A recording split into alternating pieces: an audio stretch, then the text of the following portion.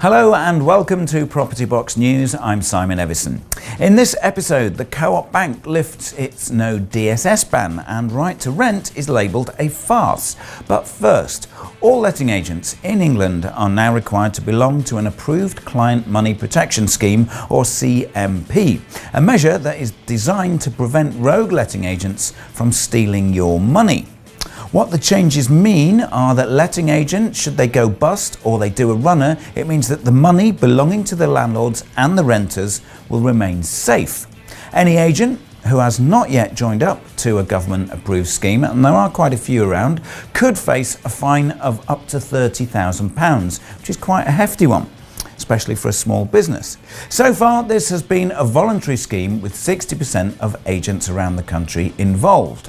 Reflecting on the new regulations, Heather Wheeler, Minister for Housing and Homelessness, commented, "It's not acceptable that some tenants and landlords are being put at risk of losing out financially simply because their agent had not signed up to a scheme to protect their money." She went on to say, whilst the vast majority of agents act responsibly, this new law will prevent people from losing their hard-earned cash through no fault of their own.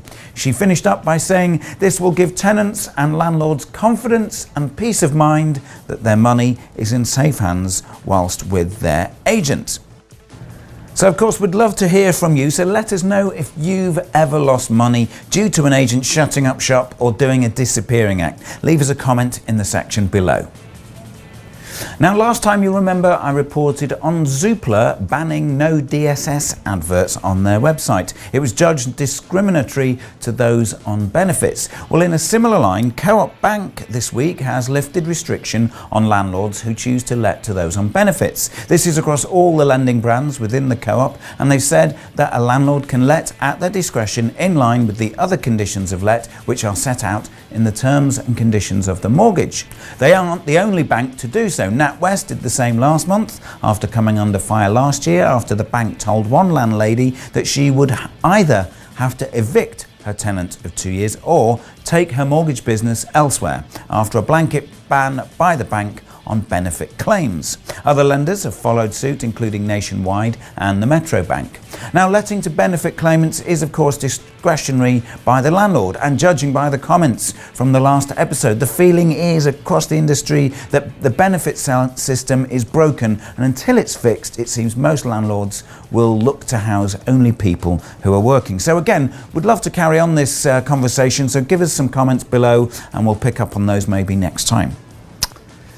Now, also talking about previous episodes, you might remember I reported that a High Court ruling deemed right to rent laws a breach of European Convention on Human Rights. Another High Court ruling has challenged right to rent. This latest case, presided over by the same judge, Mr. Justice Martin Spencer, heard that the landlord suspected his tenant did not have the right to rent. They contacted the Home Office helpline and was duly issued with a notice of letting to disqualified persons, NLDP, and was warned you could face an unlimited fine or be sent to prison for up to 5 years. So the landlord then served a notice for possession.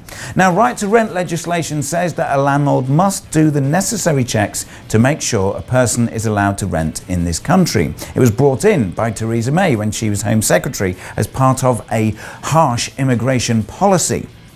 In effect, landlords became customs officers, and many objections were made across the industry at the time. Now the High Court has ruled that an LDP breaches the Equality Act on the basis that it amounts to direct discrimination on the basis of nationality and race.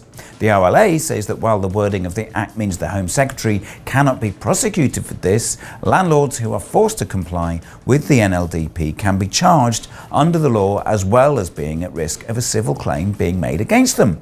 The OLA has written to the government calling for the scheme to be scrapped, describing it as a farce. To read the full transcript of the case, you can see a link below there. And of course, we'd love to know what your thoughts are on right to rent. And finally, if you are involved in building property to rent, the Chancellor announced on March 13th that gas boilers would be banned from 2025 in all new build properties in an attempt to meet our greenhouse gas emission plans for 2050. So what does this mean for the landlord?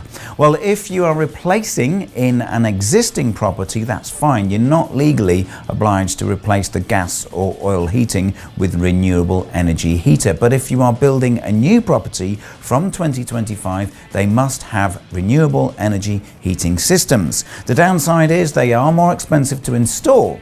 The upside is they are easier to maintain, they're less likely to break down than boilers, and they are cheaper to run. Also, for the tenant, they mean cheaper energy bills. So in the long run, they are better all round. That's all from me. See you next time. Don't forget to like, share and subscribe. Goodbye. Mean that all letting agents across the country, should they go bust or do a runner, I read that wrong.